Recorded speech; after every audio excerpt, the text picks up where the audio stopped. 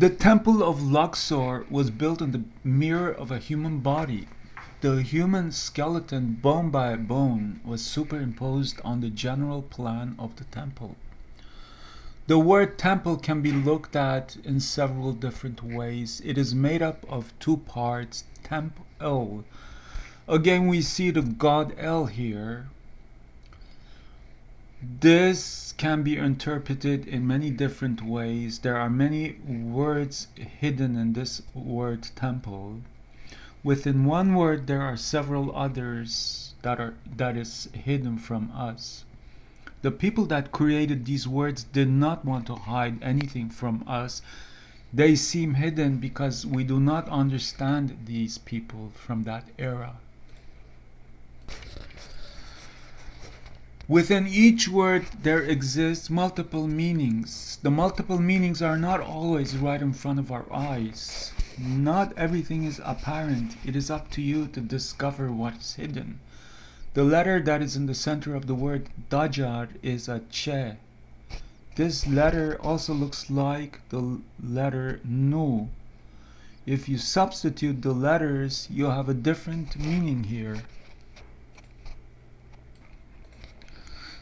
In the English word bone, we see the word one. The meaning of the words one and two is very significant in the creation myths. The first letter of the word bone is B. The numerical value of the letter B is 2. Here we have the numbers 1 and 2 being brought to our attention. There is a connection in the etymology along with the numerology to match the word bone to the creation story. The laws that govern the universal creation of the becoming of one into two is in the word bone. In the Armenian word voskor, we see the Latin word or, which means gold. In Armenian, or is day. A day is one. We also have the word voski, which is gold.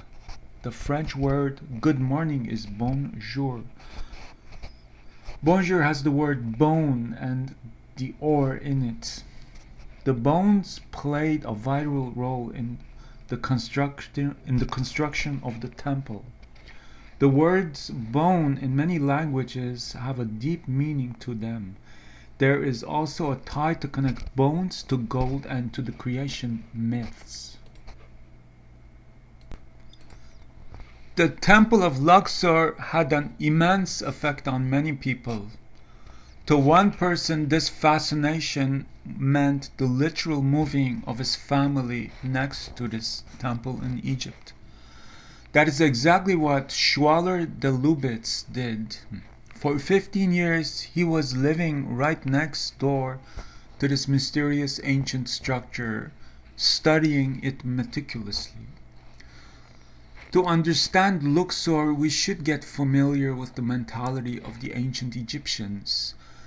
They placed a high value on certain things in life that we haven't forgotten today. What separates us from the ancient Egyptians is our tie to nature. They understood nature and they knew how nature behaved and moved.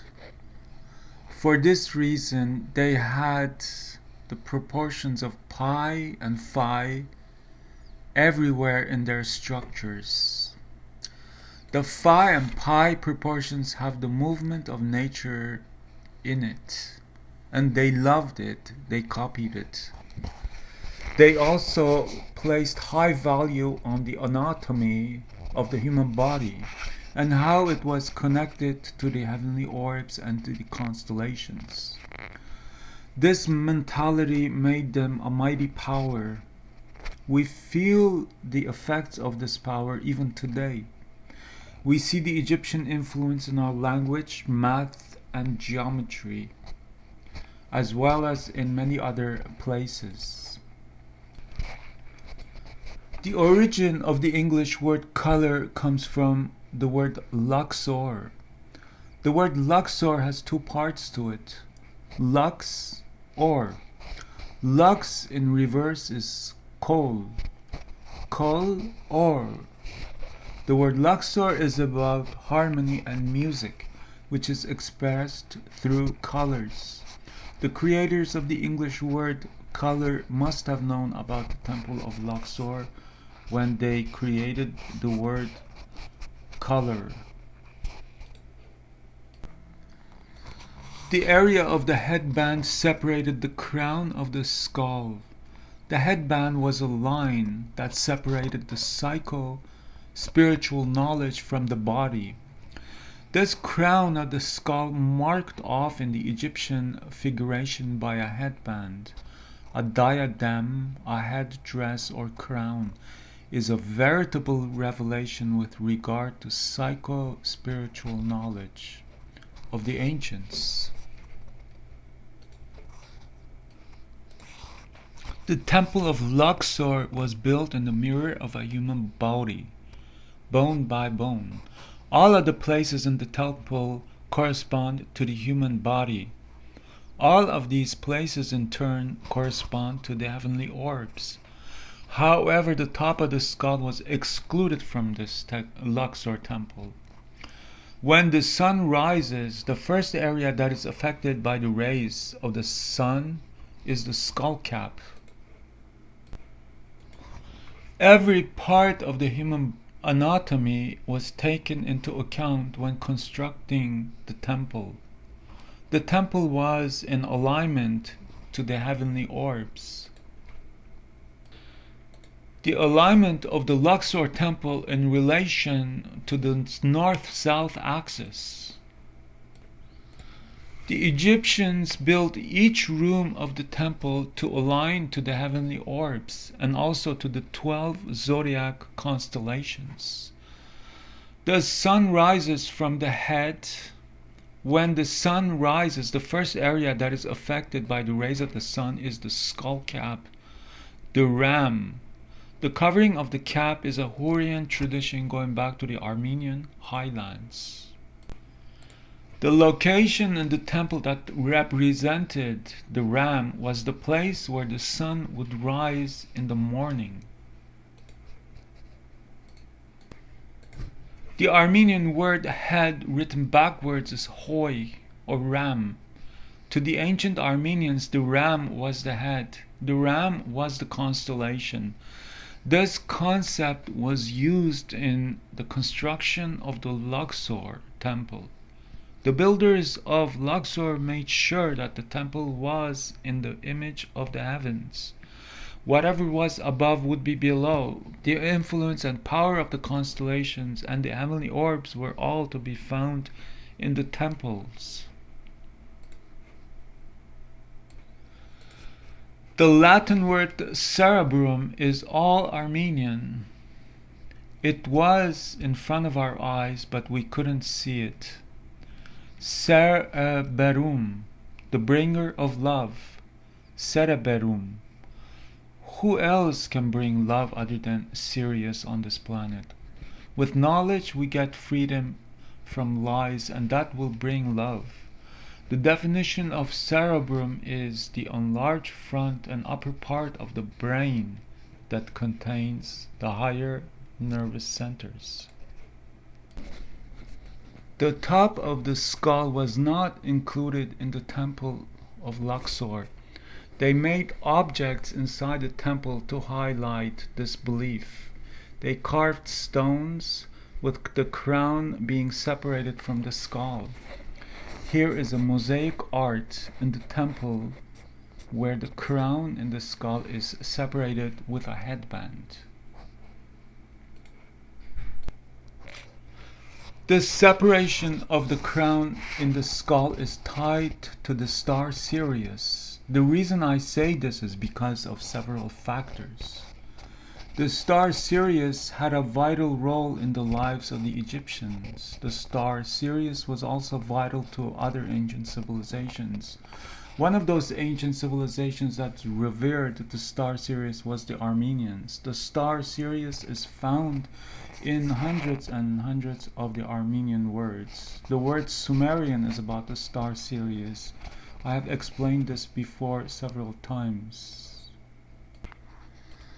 The word cerebrum is also connected to the headband. The part of the brain that was most affected by the star was the cerebrum.